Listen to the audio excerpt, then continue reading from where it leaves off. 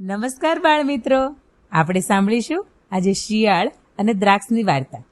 આવો શરૂ કરીએ. એક જંગલની અંદર એક શિયાળ રહેતો હતો. એ શિયાળ એક વખત ખૂબ ભૂખ્યો થયો.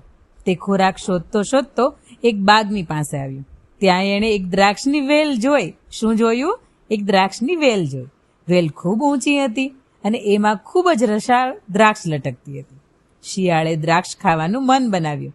તેણે ઉછાળા મારીને દ્રાક્ષને તોડવાના ખૂબ પ્રયત્નો કર્યા, પણ દ્રાક્ષ ખૂબ ઊંચી હતી અને શિયાળ ત્યાં સુધી પહોંચી શક્યું નહીં.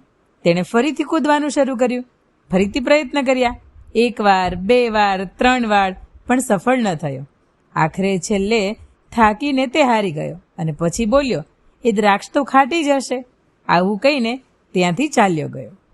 બાળ દોસ્તો, તમે આ વાર્તામાંથી શું શીખ્યા? અસફળતા મળે છતાં નિરાશ ન થવું જોઈએ અને હાર તો ક્યારેય ન માનવી જોઈએ.